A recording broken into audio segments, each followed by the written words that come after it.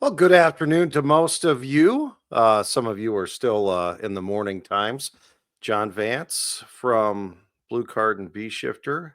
Happy to have you along here on our fourth and final after action review webinar. I'm being joined today with Josh Bloom. Josh is our Blue Card program manager. Along with us is also Eric Phillips.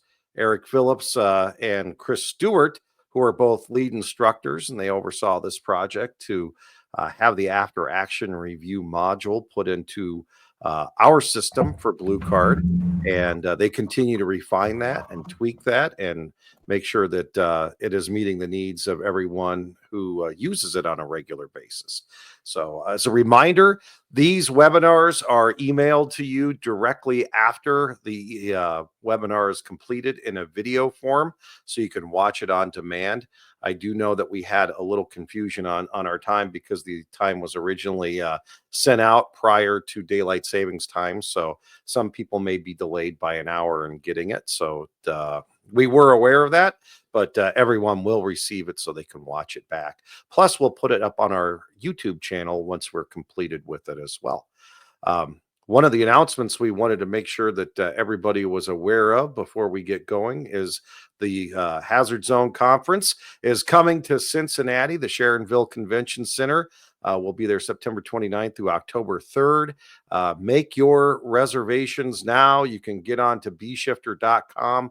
Click on the conference 2025 Blue Card Hazard Zone Conference and save your spot right now. We have a number of pre-conference workshops, including a Mayday workshop, big box workshop. What else are we doing? We have a CERT lab. Yeah, CERT lab, critical thinking and decision making, a new class, really the expanded command, like we're leading it all the way up into a type 3 incident. Yeah, so those pre-conference classes are going to fill up, much before the big conference fills up. There's limited seating in all the pre-conference workshops. So if you're looking to get into one of those, sooner you sign up, the better chance is that you'll keep a spot. Right.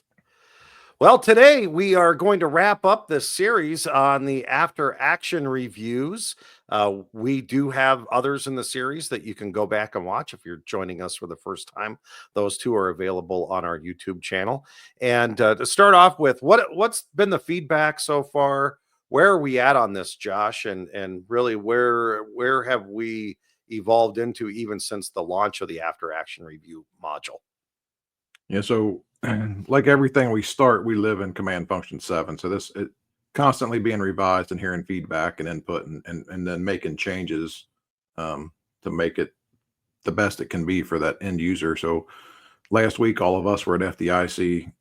Eric was there, so that was fantastic that he could showcase to lots of users and lots of soon to be users that are coming on board with Blue Card, the after action reporting system. I heard lots of comments about there's nothing else out there like this, anywhere. And then lots of people who have been using it about the ease of use, that one-stop shop, once they drop their audio into there, that it's relatively painless for them to complete an after action. And like I think any new records management or reporting system, takes a little while to figure it out and learn exactly what the steps are and what the process is. But once you enter a couple reports,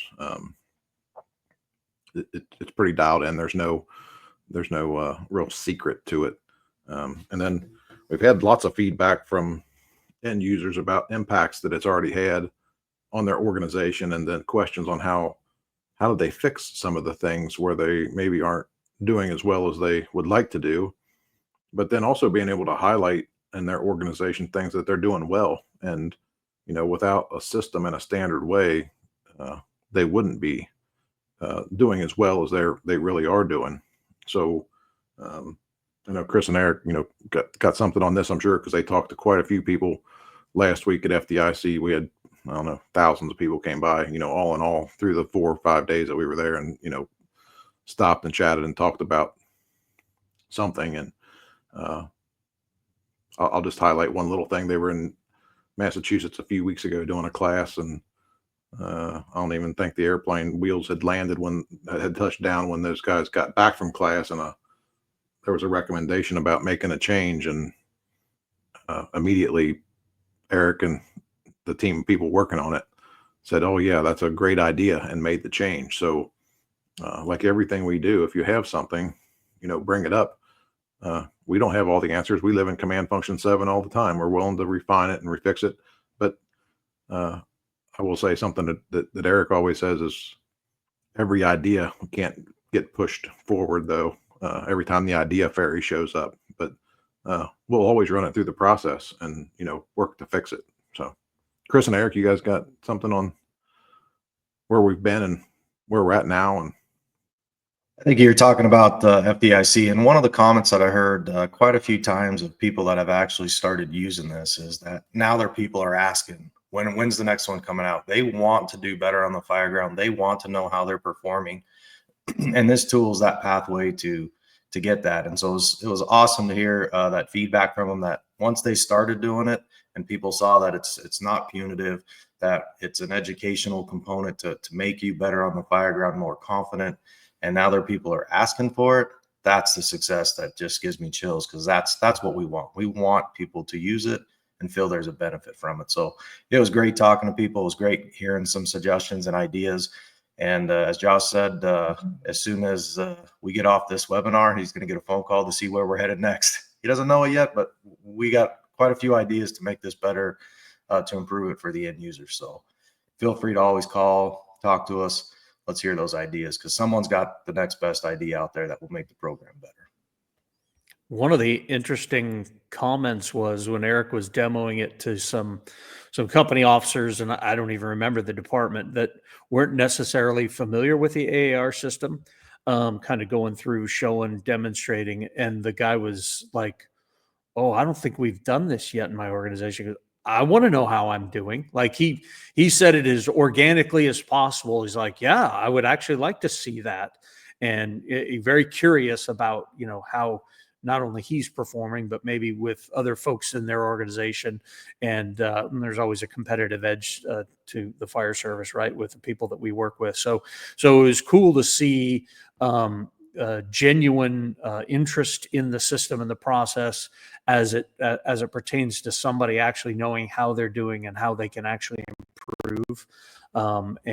So hopefully we can help organizations become a little bit better by utilizing this webinar, and then any other time that we can actually communicate with them and help them understand how and when and why to use this system. Yeah, Chris, one of the questions I have for you to start off with is, what does the operations chief, training chief, or fire chief, whoever's overseeing the process of the after action reviews and continuous improvement for the department, what information are they looking for, and what's actionable that we're able to give them from looking at that data going forward for improvement? Well, I think it's a pile of things that is usable and actionable, and really ops chiefs, training chiefs, those types of folks need to get organized with, all right, what do we need to focus in on our performance, right? And so for us, we know that departments that are most successful utilizing this system, and really any system, it doesn't have anything to do with Blue Card specifically, but we know it because of using Blue Card, is that we have to be able to say, this is our standard. This is our process. This is our incident command system. It's going to be not only in the verbal expectations, but then it's going to be in the written standard operating procedures, policies, as this is the system we have, and then we need to train to that system, and now we need to evaluate how we're doing. Well, this system is evaluating how we're doing either in the real world or in a training environment, and so one of the primary focuses should be is, how are we utilizing the system? How effective are we? How reasonably well are we doing? And until we tackle that, until we can actually demonstrate some proficiency and some competence in that, it's very difficult then to move on to the next phase of actual decision making on the fire ground. And so not only what decisions were we making, but why are we making them? And how did that impact us doing a better job on the fire ground? Or did we make decisions that didn't improve things on the fire ground that we say, yeah, we're not going to do that again. We're going to recognize these things and move forward that way. So having a standard recognition of the system and how well we're utilizing the system, because if we're having to think too hard about the system and what and how we communicate an initial radio report, what and how we communicate follow-up reports, how we do initial crew assignments, how we do the transfer of command. If we're focused and mired in the process there, we can't get on to the other things of, okay, what really was happening and why were those assignments the right assignments in the right place at the right time?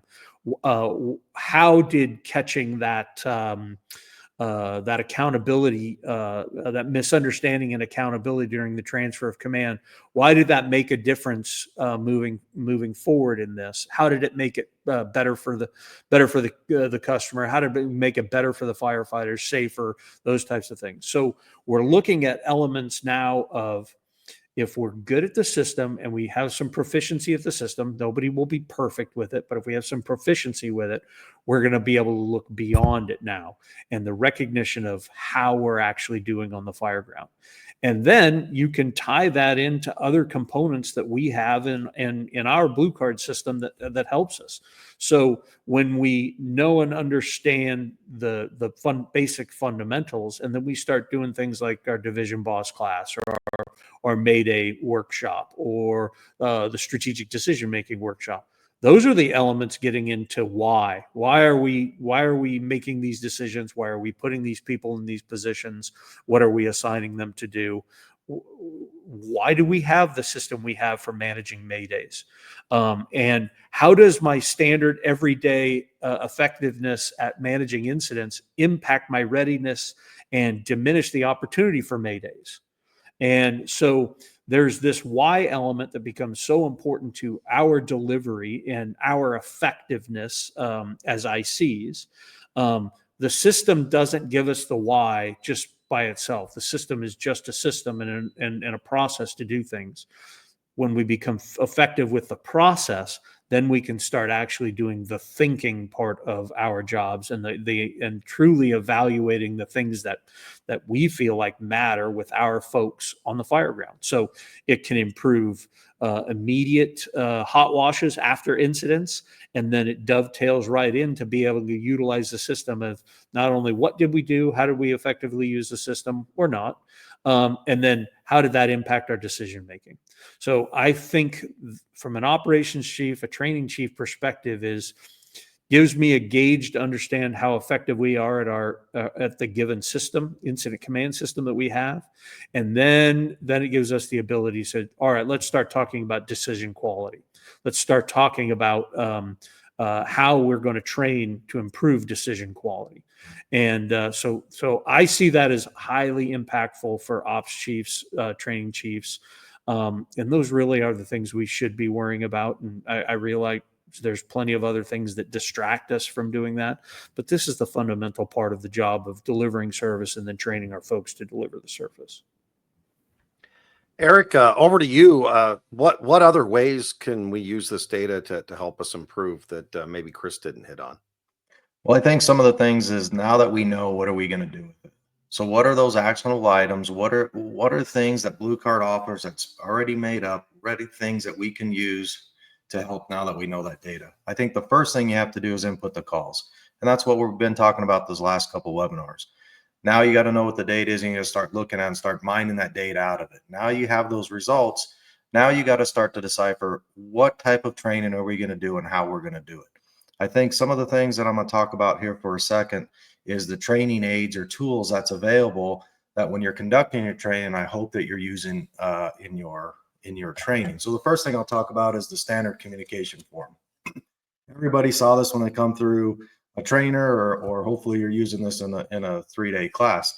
This is for all instructors, is in the download center. You can download it, take Blue Card off the top, put your fire department in there, and use this as the standard, as that expectation, as Chris said earlier, of how are we going to communicate for our fire department. And I think it's important as instructors that when we're doing this, it's not a test when you bring them in to do scenarios, either through the 3-day class, or if you're trying to do some focused training outside of the 3-day class.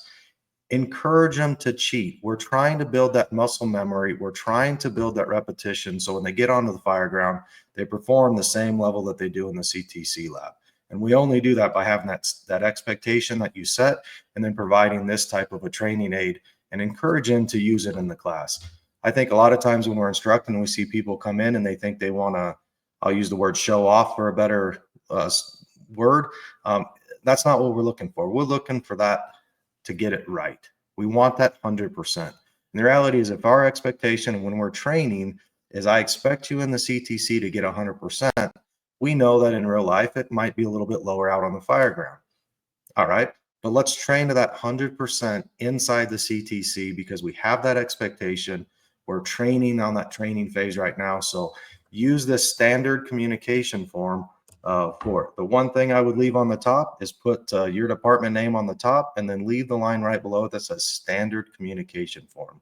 And the reason I say leave that on is when people start wanting to add extra things in there, or not communicating the things that are written on this sheet, you can simply go right here and say, this is the department we work for, your department name, and then this is our standard communication form that we've already agreed to. So it takes that argument away from an instructor standpoint to do that. Once you start training and you know that data, and say you're working on initial radar reports, follow-up reports, finding victims, priority traffic, any of those individual areas, I encourage you to use the after action program just for those areas. And what this is going to be able to do is provide a matrix for you of what were we doing before. Let's just say you're getting a 60% on priority traffic that you found a victim. Well, I think we could probably do better, and we expect to do a little bit better on the fire ground in forms of priority traffic and communicating that. You're at 60%. Let's come in and do some focused training on that. And then let's measure it the next time that we get them. And you can measure the progress from before and after, and the trainings in the middle to see if you're really improving in your training. So remember that the after action program doesn't have to be a big, long, intense, drawn out program. You can use it for the focused areas that you're doing that training on to truly measure if you're performing better on the fire ground after you've taken that time and energy and money to conduct that training. So I'd encourage you to remember the different ways that you can utilize the after action program for the different areas. One other area that we'll talk on briefly here is what we're calling the operational guides. This is kind of a rebranding of what we were calling before the Blue Card SOPs. And what this is going to be an operational guide, if you will. This is a quick this is the cheat sheet, the quick guide to the Blue Card incident command system for your program. So we're currently working on the 4th function right now. We'll hopefully have that done in the next 2 months that we'll be able to roll out. And this document is one that you'll get, that you'll be able to change and make for what the 8 functions of command inside of your organization looks like. Now, I'm going to encourage you, when we talk about it now and we roll this out in full form, that you print one of these out and put it in every fire station and every area that you're conducting training. And what this is when somebody has a question or you identify, for example, level 1 staging. This is going to define what level 1 staging is for your organization. Now it's written down. We have that expectation. You're conducting that training. Now that officer or instructor can go back and say, hey, what does that mean for us? And you open this book and it's written down. Now that it's written down, we can hold people accountable. And I don't mean in a bad way, but I mean in a way that you can go back and reference it. Oh, that's what level 1 means. You're right. Okay. And that goes for all 8 functions. It's going through function 1 through function 8, hitting all of the key points areas for Blue Card. And we call it an operational guide because this is what your department has decided we're going to operate in utilizing the 8 functions of command in the Blue Card system on the fire ground. So I think that's going to be a huge component moving forward when we talk about how do we get better on the fire ground. We now have this document that we'll be able to reference in conjunction with everything, all the other training aids and tools that Blue Card offers to assist you. This will just be one more of those things that you'll be able to implement within your organization. I think one other thing, a couple other things we'll talk about real quick, is the SDM slide. the strategic decision-making slide. I think there you go. So when you look at this, this should be posted everywhere that you do training. So everybody shows up on the fire ground is going to make a decision. And I just ask you, ask your people, what is the model that you start to make decisions? Is it trainable and is it repeatable? And I think we've talked about this on every single webinar that we've done, but it all starts off, as you see, with the critical fireground factors. If we don't talk about those and we don't have a system to get us all the way through the process, then we're just winging it and we're having accidental success as we move along. So I'd encourage you to print this out, take Blue Card off the top, put your fire department name, put a picture of on the right side of a building that you've had on fire that people can relate to. But we want this model burned into people's brains so that when they start to make a decision on the fire ground, they have a process that they can repeat and they understand how it all links together. And the big factor is that one newer arrow, if you will, that takes tactical priorities and SOPs and ties it back together to the critical fireground factors. This is not a one and done model. This is done hundreds of times on the fireground based off of all of our actions, not only what we're doing, but how is that fire reacting to what our incident action plan is. So this SDM slide, I think, is huge. I think we don't utilize it or really burn it into our folks' memory of really just saying, hey, let's start at the top and let's work our way through it. And all right, we're going to get the answer at the end of this. So as you look at different areas that you identify in the after action program, a lot of it's going to come right back to this model right here, because they made a decision on the fire ground for a reason, but did they have a reason and they understand how they got there? But do they know how to duck and dive to make that better decision moving forward? So utilize this slide, print it out, put it in every training area that you have, make this the core value when you talk about your officers and firefighters making decisions on the fire ground. One other training aid that I think is awesome to have is the wall art. For all the instructors out there, you probably see it in the instructor download center. It's called wall art. It's basically that strategic decision making slide, if you will, or poster. And there's many other that go along with it. Print those out and put them up in your training center. When you're instructing your folks, either in the 3-day class or outside of it, you're often referring back to the core principles of Blue Card, and that's what the wall art is. So you can blow it up to various sizes that fit in your training center, and now it's up on the wall. And when people walk in for any type of training, it's fresh. You're always looking at it and seeing it. But as an instructor, it's something that you can refer back to when you're instructing and making sure that the message is correct. So that wall art is a huge benefit to keeping a consistent message, keeping everybody on track, and they're seeing it over and over that, hey, this is our incident command system and this is what it means to us. One other thing I'll leave you with is the tutorial videos. There are tons of tutorial videos online, whether you're looking in the instructor download center or you're on the YouTube channel. Utilize those tutorial videos to understand whether it's the after action program and how do we use it, to the tactical worksheet, to tons of other tutorial videos on how do you implement some of these things within your organization. I think the one cool thing about Blue Card is you're not by yourself when you implement this or trying to improve. So I'll leave you this last thing is that if you hit an area and you're just not sure how to maybe improve in that area, you're just kind of stuck, give us a call, reach out and ask, because we'll be able to point you in a direction, whether it's a material on the instructor download center or the free downloads on our website, some webinars that we've done in the past to help explain something. Maybe it's a 2-day workshop that would benefit your organization because you've identified a certain area that you need to improve on, and this will help you. I think the last thing that any of us at B-Shifter want you to do is get frustrated with your incident command system because you don't know or don't understand something, but you don't know where to go get the help to do it. So that we offer tons and tons of training material that's available to you to address the specific needs that you've identified within your after action program, because now you can actually measure something on the fire ground. JV, I see one question here. You want me to address it? Yeah, we'll go ahead and bring this question up, and then after that, let's talk about using the system to diagnose needs for your ongoing training. So we'll hit that in a second. But first, Chris is asking, one thing I'd like to see is the ability to edit the AAR after it's finalized. The last one we did here, we had some last minute items that came up and we were unable to add to the presentation. Would have made it a little smoother. Chris, man, if I was teaching a class with you, I'd give you something for having asking the first question. Great question. This is something that we did correct recently within the last probably 4 or 5 months or so. So you are able to now edit the finalized report. There's one caveat to it. If you go to your incident report and you look in the upper right-hand corner, it's going to say who the report was created by. Only that person that created the report is able to unfinalize it and make changes. That's the checks and balances that we've took a suggestion from one of our users and made up a program to do that. So it's important for us to be able to finalize it so nobody can go in there and tweak it and make it better or worse after it's finalized. But the person that created the call is able to go there and make the changes after it's finalized. So for example, I made up the call. I was the one that created it in the beginning.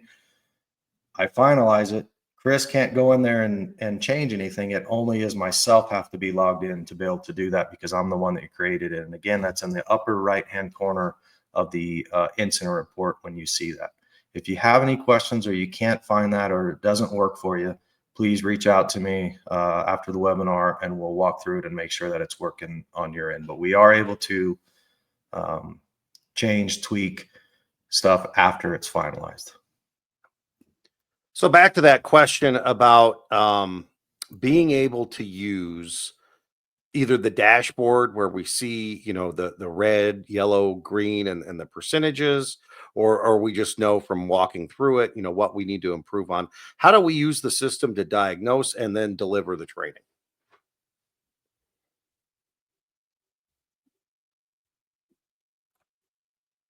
So I think one of the things that you have to do is when you get into that dashboard and you see the color coded is you have to start asking yourself, is it a system problem or is it a training issue? When you ask yourself those two things, I am confident that you're going to answer that it's a training issue, meaning that somebody doesn't understand the system somehow, some way. I'll use, for example, strategy. I've picked on this one before. We have quite a bit of data now that we've done these webinars. And when we look at initial radar report, follow-up report, and transfer of command, we're at about a 50 to 60 percentile range in announcing the strategy, meaning that we need to maybe teach a little bit different or put a little more emphasis or explain a little different because now we know that data. Now we need to, as instructors, as professionals, we need to be able to, we now know that information. Now we need to be able to articulate and tell people why is it important to announce the strategy 3 different times in the systems and provide examples of what it should sound like, but why is it important to us? And I'm not going to go into it now, but I think that's the important part. And that's just one example. Now that you know that data, what are you going to do with it? We can't just turn our back on it and say, well, we'll worry about that later. That's important to make sure that we're in the right strategy. We know that there's a lot of contributing factors, line of duty deaths that have occurred because we've operated in the wrong strategy and people making assignments based off of that. But somewhere there's that gap. And now as instructors and professionals, we have to bridge that gap. And I think Josh is going to talk about a lot of the training materials and things that's available from Blue Card to address those specific issues to do it. When you diagnose that data, you'll be able to do it for all of the functions that you guys have seen now. You need to open those up and look at the answers that have been provided by your folks of why it hasn't been done or what has or hasn't been said over there to get the true interpretation of what you need to focus in on your training. I've said it before and I'll say it again. I think the days of bringing us in to training and practicing something that we're good at, those should be over. Those should be over. You should bring us into training and talk about those things we need to improve, because I guarantee you that most people would agree that we should announce the strategy. And those that don't probably don't understand how or why it's important to the overall incident, right? And now it gives us that opportunity to do it. I'll pick on priority traffic with victims. That has a low rating right now. Why? We need to do some more sets and reps on it. We need to explain that better. We need to practice it in the CTC so when we find a victim, it's not a surprise to us. I think somebody said on the last podcast or at some point, it might have been Josh, but the garbage man doesn't turn down the road and get surprised when there's garbage out there. Well, I'd say the same thing about victims. We're the fire department. We shouldn't be surprised and act crazy and have some different plan when we find a victim inside of a house. So, but that doesn't come from not practicing and knowing that data. So now that we know that data, I'm sure your fire department is going to be like all of the data that we have is the whole Blue Card fire organization. We probably need to practice on that a little bit now that we know. So what do we do with that? Josh is going to talk about all those things that we offer to get better with it. So I think that's how you take it, you interpret it, and now you have to diagnose and say, what can we provide for our fire department using the training aids, CEs, different simulations? How about just coming and having that conversation of the why? Why is it important? If you understand the why behind something, I believe everybody is more likely to change their behavior on the fire ground because they know the why. So Chris, Josh, what do you guys got anything to add on that?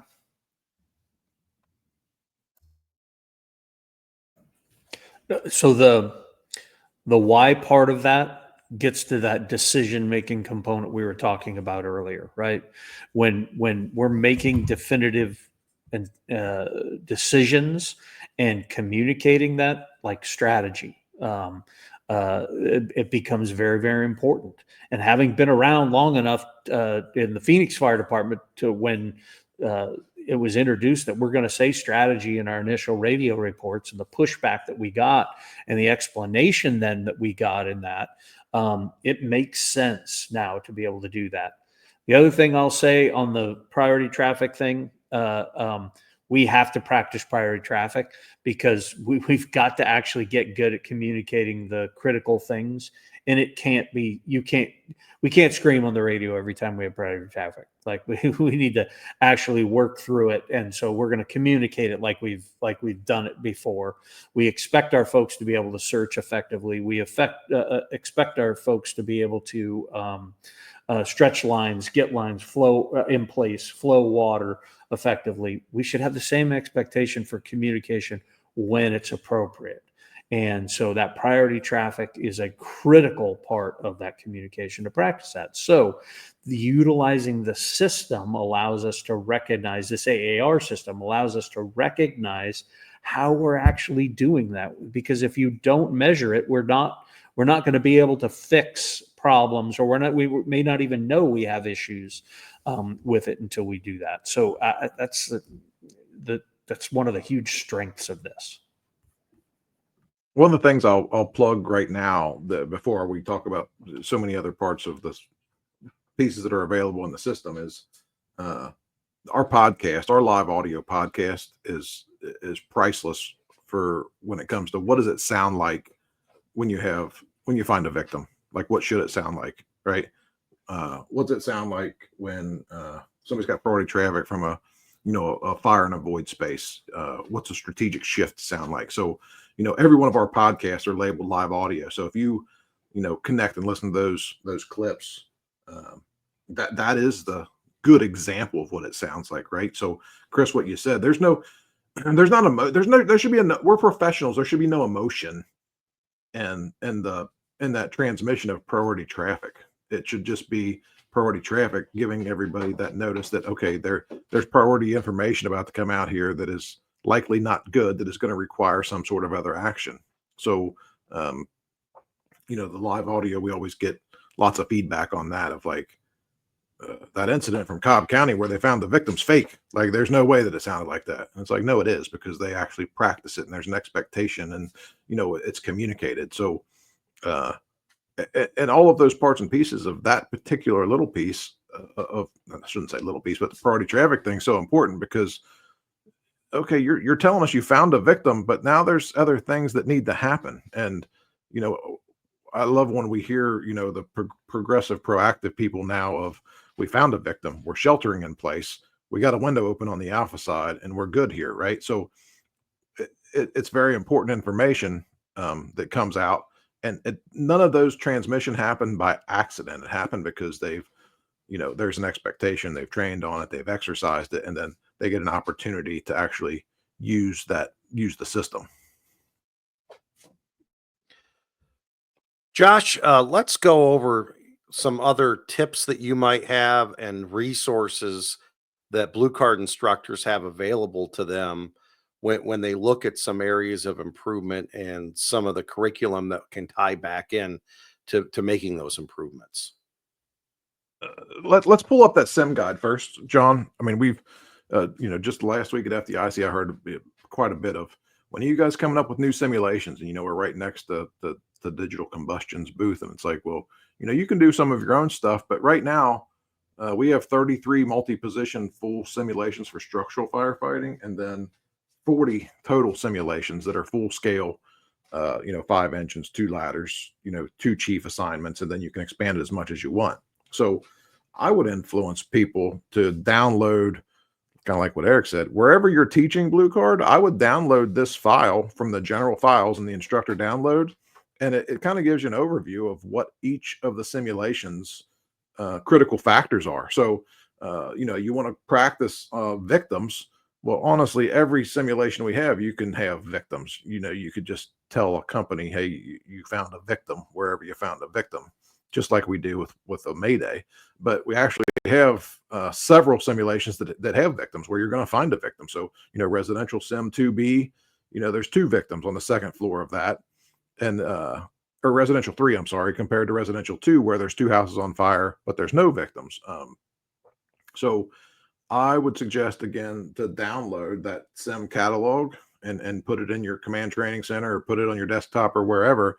It's a great tool to show, here's all the simulations available. Here's what we identified, some things we need to work on. What simulations or parts and pieces of the simulation can we use, to help fix whatever shortfall or shortcoming that we may have. So again, there's 33 or so residential commercial big box strip mall multifamily simulations, and then 7 or 8 other simulations that are hazmat simulations, or the EMS mass casualty simulation. So that's a good thing to have at a good reference. And I wanted to put that out there because so many people say, I thought there was only 5 simulations. I thought it was only the 5 that you use for certification labs. And it's like, I'm not sure in a training division if you could ever use all of the simulations, if you're rotating everybody through. So there's plenty of simulations out there. Moving on, as far as our CE content, right now today we have 43 CE modules, and we continue to update and refine that and launch new CE modules. So, the CE modules is a great thing just to send out, to have people in your organization, everybody go through some specific CE. So, with that said, if you got a question on how do I assign CEs, or how do I make sure that they do the CEs that we want them to do, we got a tutorial on that's in the download center, but you can always reach out to the office or reach out to me, and I can tell you, as the training officer, the person that's managing Blue Card, how do you assign specific CEs to the group so that they all are doing the CE that you'll want them to, and they're all not just doing, whatever CE they want to do to get the hours that they might need. So that's another piece that's, a more self-paced thing, where the student would go in and review. And I always tell people, if there's 2 modules that I tell people locally in my area here around Cincinnati and Hamilton County to do every year, I tell them, have your people do every single year the Mayday module and the accountability module at a bare minimum. And if they do that on their own, then when you bring them in and do other exercises, it flows a whole lot better, right? We're striving to get that 100% in the sim lab or in an exercise, because we know out in the field that there's going to be things that might keep us from getting, that 100% performance. That's just a good model for, keeping everybody on the same page. And then our sets and reps. So the sets and reps that are built, there's 7 different modules right now, if you will. So residential, multifamily, big box, strip mall, commercial, and then there's the new multifamily mixed with a commercial occupancy sets and reps. And every one of those sets and reps has everything in it from A to Z. So from initial radio reports to follow-up reports to roof reports, priority traffic, status changes, strategic shifts, company, or IC, can reports where the IC is asking a company to give a can report. So, if we're going to practice the 4 tickets to get on the radio, that's all in the sets and reps, and you could pull out those pieces. And I think when I looked, there was like 50 different slides that we have for priority traffic in the sets and reps alone. So it'd be a perfect place of going over. You want to know what priority traffic is? We're going to exercise it. Well, let's just go through all of these slides. Every single one of these are priority traffic. So it's a nice tool that we have that's available to instructors to exercise the system and to help you fix and focus if you're trying to focus on a specific area. The simulation previews that are also in the instructor download center. So we have the previews for all of the simulations, but an easy thing to do is take one of your own buildings, put a little bit of fire on it, and plug it into a sim preview. And then you could talk about a specific building and your jurisdiction and just walk through the process, because that PowerPoint is a template, right? So that it's a preview template. So you put your own pictures into that preview PowerPoint to get to the point of, hey, we need to exercise the evaluation of critical factors a little bit more, or we need to exercise, what are we going to do with these first couple of assignments? We always hear the initial IC can't do it. They can't assign those companies. Well, they can't do it because they haven't trained on it, right? That's the problem. And if you train on it, the Lincoln, Nebraska incident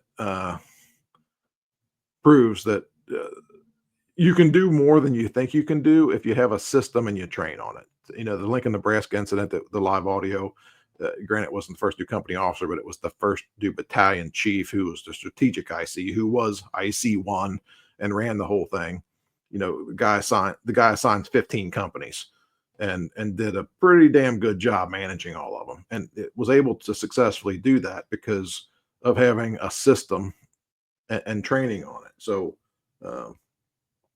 I'm just talking about, some tools to help you once you identify some places that you want to improve upon, some of the tools that we have that you can use for that. Because as an instructor, you have countless parts and pieces and tools that you can use to help build your organization.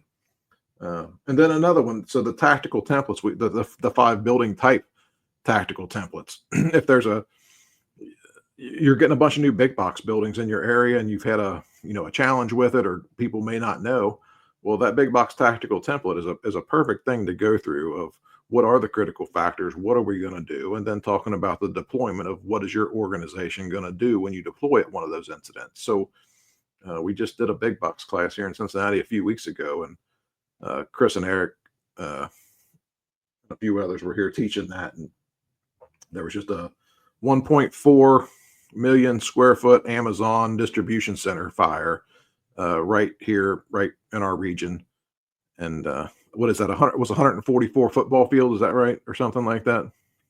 A big ass building, whatever it was a big ass building. So their organization does Blue Card, but they had several people in the big box class, and hearing what they did and how they deployed and all of that was, positive reinforcement really for everything that Shane Ray says from NFSA, on how we should deploy and what we should do. And the fire department and sprinkler system is very, very powerful together as far as, keeping people's buildings intact.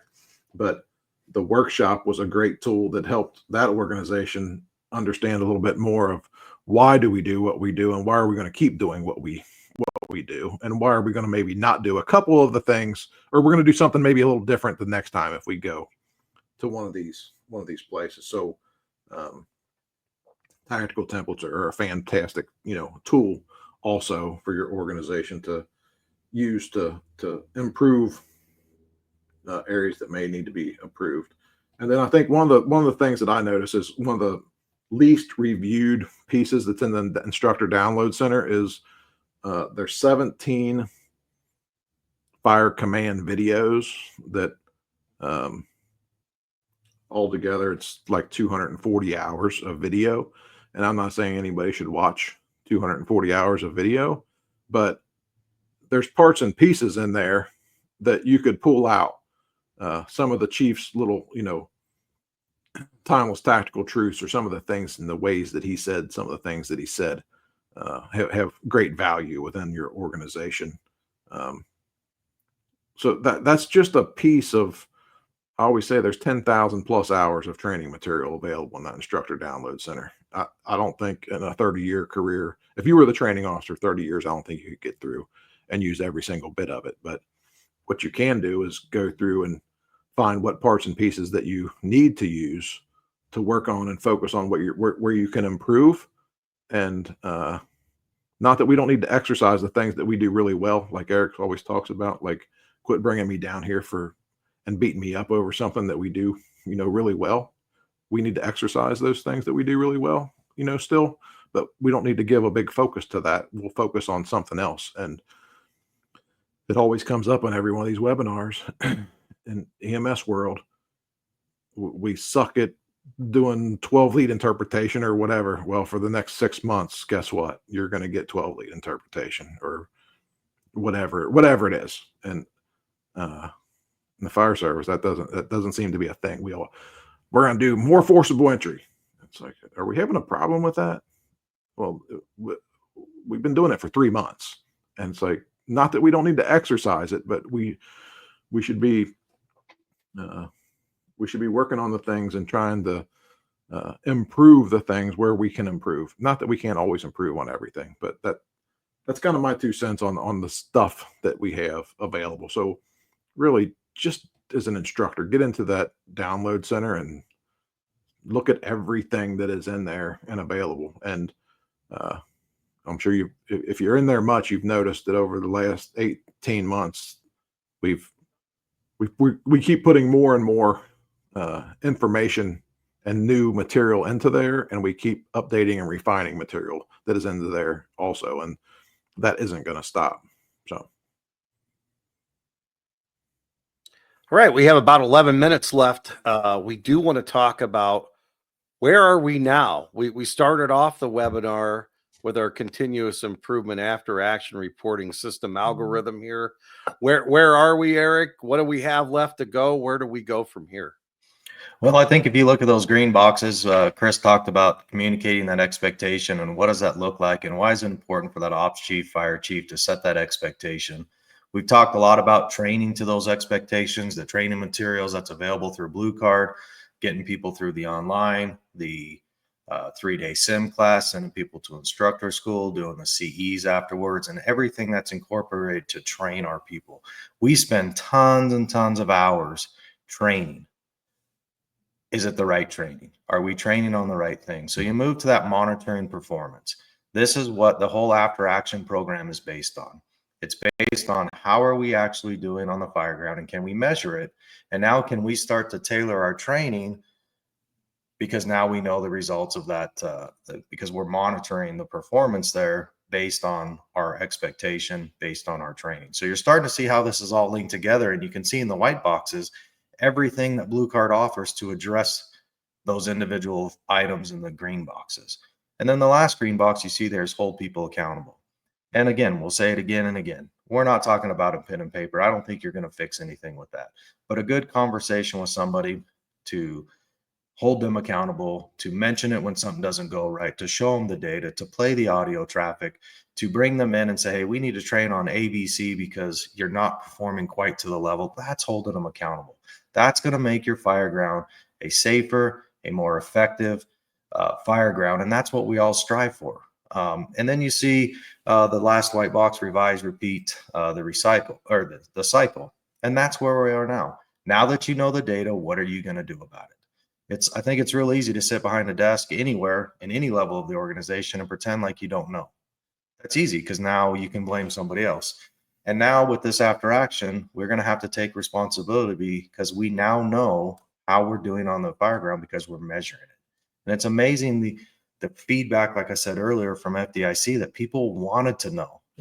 The one guy wanted to know right now how he did on his last fire. And it's like, dude, just utilize the system. That is so awesome because we all want to perform to a very high level.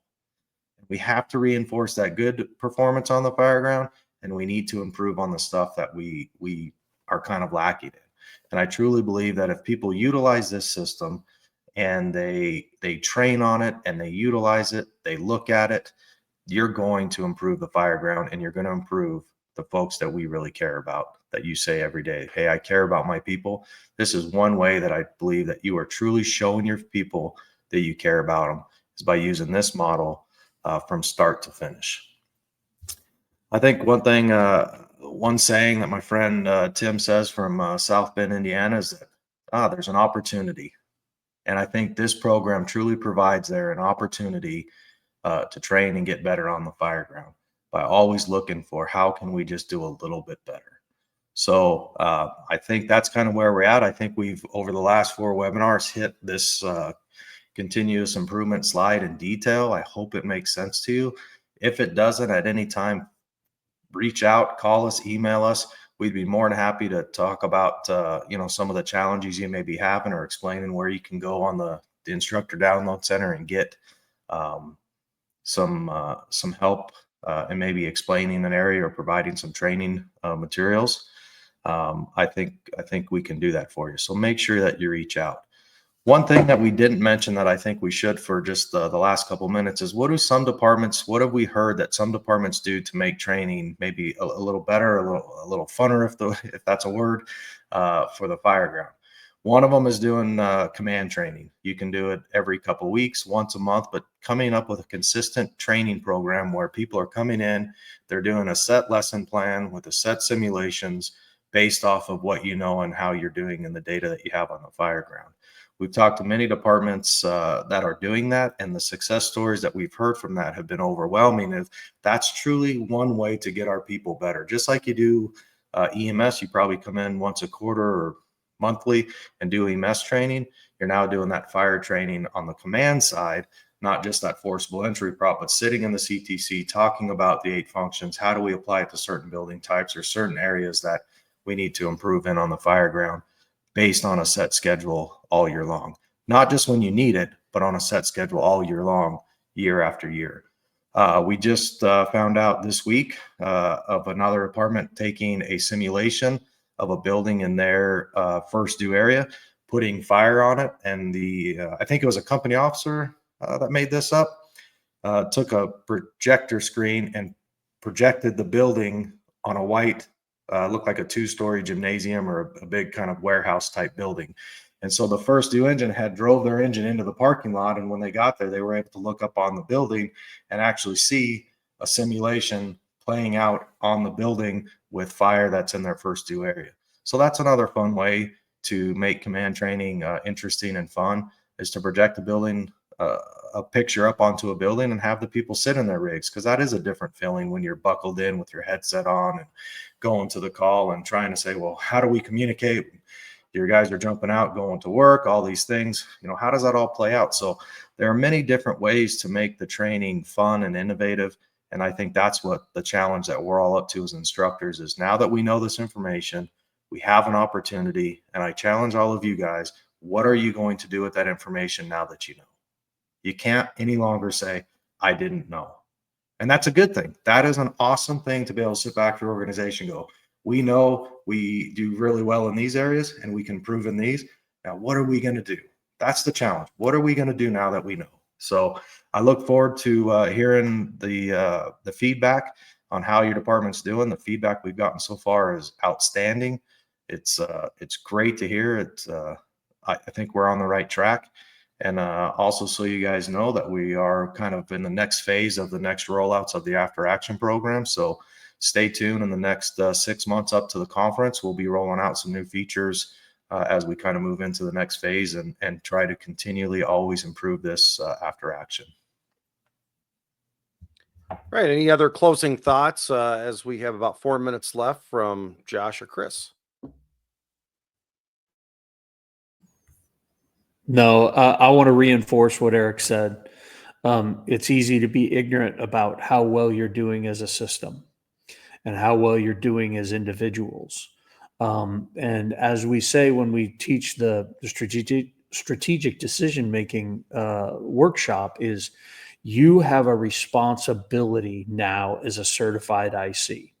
And organizations and training bosses and operational bosses have a responsibility now to their organizations to know and have direct input and accountability in their job performance. So if you know you have a responsibility to act, you have a responsibility to manage. I'm not trying to, use that as a negative tool. That's a positive thing. Take a hold of it, right, and utilize it and help your folks get better. Help improve your service delivery to your community utilizing this. Um, One of the most foundational things that we have is community trust. So, how do we gain that community trust? By being really good at our jobs. We now have a system and a process that helps improve how well we are doing with the fundamental parts of incident command and the management of our companies at Firegrounds. Use it. It's there for the taking.